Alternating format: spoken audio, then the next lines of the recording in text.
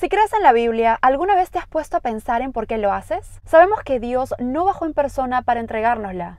Incluso Jesús nunca escribió ni envió a sus discípulos a escribir. ¿No te parece que si la Biblia es infalible, necesariamente debe haber una iglesia que sea infalible? Razón de fe. Estoy sumamente emocionada porque creo que este tema es demasiado importante, interesante, maravilloso. Así que bueno, vamos a empezar. Si eres una de las personas que se pregunta constantemente dónde está esto en la Biblia, déjame decirte que te admiro muchísimo, te valoro, te respeto. Creo que el mundo necesita de más personas como tú, de personas que buscan agradar a Dios. Y creo que vas en un muy buen camino. Pero nosotros, los que creemos en Cristo, lo que debemos preguntarnos y a lo que le debemos de dar toda la prioridad del mundo es saber a quién Jesús le otorgó la autoridad. Revisemos la Biblia y encontraremos a Jesús repitiendo una y otra vez que son los apóstoles a quienes se les ha otorgado la autoridad. Y les dijo: vayan por todo el mundo y prediquen el evangelio a toda criatura. El que a ustedes escucha, a mí me escucha, y el que a ustedes rechaza, a mí me rechaza, y el que a mí me rechaza, rechaza a quien me envió. Paz a ustedes, como el Padre me ha enviado, así también yo los envío. Cristo además tenía el deseo ferviente de que su iglesia se mantuviera unida. Pero no solo ruego por estos, sino también por los que han de creer en mí por la palabra de ellos, para que todos sean uno, como tú, oh Padre, estás en mí y yo en ti, que también ellos estén en nosotros, para que el mundo crea que tú me enviaste. Les ruego, hermanos, por el nombre de nuestro Señor Jesucristo, que todos se pongan de acuerdo y que no haya divisiones entre ustedes, sino que estén enteramente unidos en un mismo sentir y en un mismo parecer. Además, Jesús hizo una muy importante promesa. Yo les digo estas cosas mientras permanezco con ustedes, pero el Paráclito, el Espíritu Santo que el Padre enviará en mi nombre, os lo enseñará todo y os recordará todo lo que yo os he dicho. Y sabed que yo estoy con vosotros todos los días, hasta el fin del mundo. Hermanos, Cristo se lo prometió a su iglesia, a esa iglesia que nos dio la Biblia, a esa primera iglesia, que estaría por siempre con ella. Yo me planto en la promesa de nuestro Señor. Por esa promesa sé con certeza que la Biblia es infalible, porque los apóstoles y la Madre Iglesia me dicen que lo es. Y esa promesa de nuestro Señor no quedó en ellos, sino también en sus sucesores. Y lo que has oído de mí en la presencia de muchos testigos, eso encarga a hombres fieles que sean capaces de enseñar también a otros. Aquí San Pablo nos hablaba de sucesión apostólica. Jesús les dio el poder a sus apóstoles para predicar y actuar en su nombre, y fueron algunos de ellos y sus sucesores quienes más adelante, sin saberlo, escribirían el Nuevo Testamento que hoy tenemos, ya que Jesús les prometió que les dejaría el Espíritu Santo. Otra cosa importantísima a entender es qué fue lo que los discípulos entendieron como su prioridad. Veámoslo.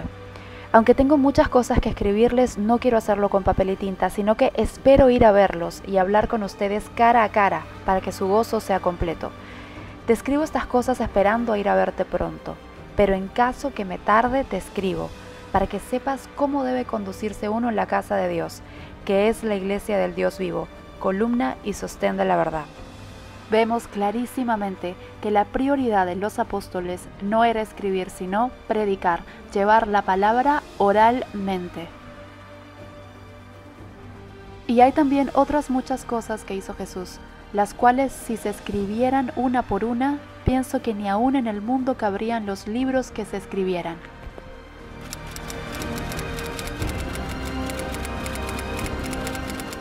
Veamos un poco de historia. Según muchos anticatólicos, el emperador Constantino fundó la Iglesia Católica o la corrompió. Sin embargo, él murió en el año 337. Por otro lado, el Papa Dámaso I convocó al Concilio Romano en el año 382. Fue ahí en donde él presentó la primera lista de libros que contendrían nuestras Biblias.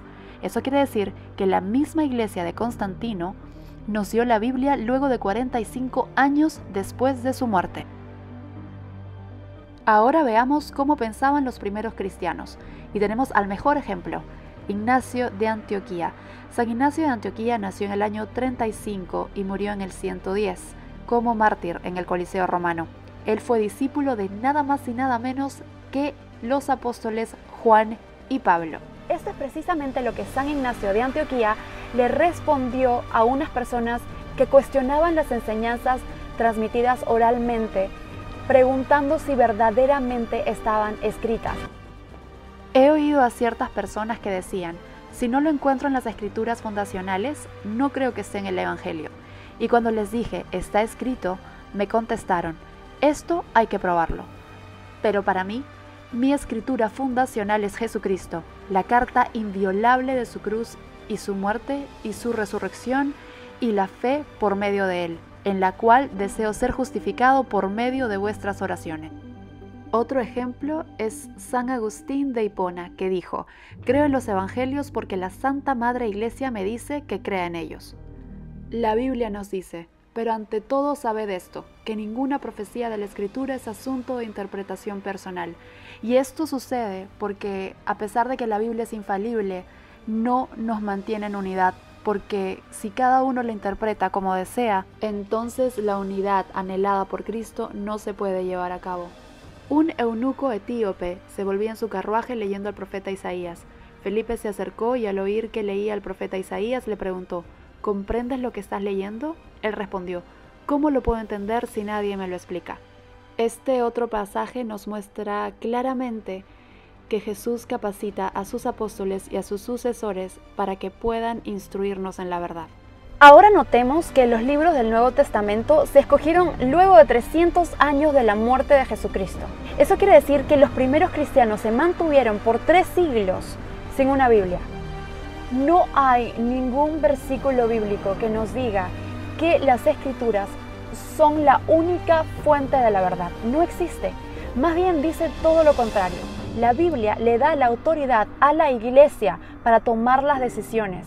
Y eso tiene todo el sentido del mundo, porque a veces dejamos la razón de lado y solamente nos enfocamos en nuestra fe, pero en una fe que está un poco coja, porque no tomamos en cuenta la historia.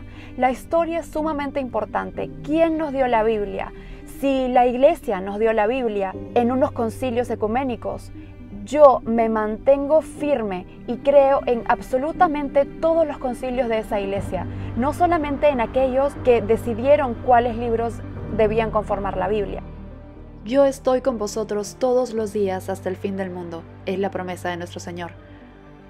Para poder mantener a su Iglesia unida y en la verdad, Él jamás nos abandonaría. Por tanto, hermanos, manteneos firmes y conservad las tradiciones que os hemos enseñado de palabra o por escrito. Pues ha parecido bien al Espíritu Santo y a nosotros no imponeros ninguna carga más que estas cosas necesarias. En este último pasaje vemos que la toma de decisiones la tiene la Iglesia nuevamente. Porque la Iglesia es apostólica.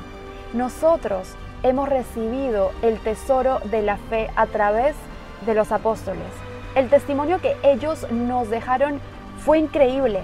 Fueron martirizados, sufrieron tremendamente. Y lo más sorprendente para mí es que no tenían ningún interés de ganar dinero, fama, territorios. No, en lo absoluto. Ellos murieron como testigos firmes de su fe. Ellos fueron testigos de la resurrección de Jesucristo y decidieron morir antes que a negar esa gran y absoluta verdad. Recuerda, tu fe no es una fe basada en un sentimiento, es una fe basada en un testimonio sólido y en un hecho histórico, un hecho real. Jesucristo murió y resucitó. Murió porque era hombre verdaderamente y resucitó porque era Dios.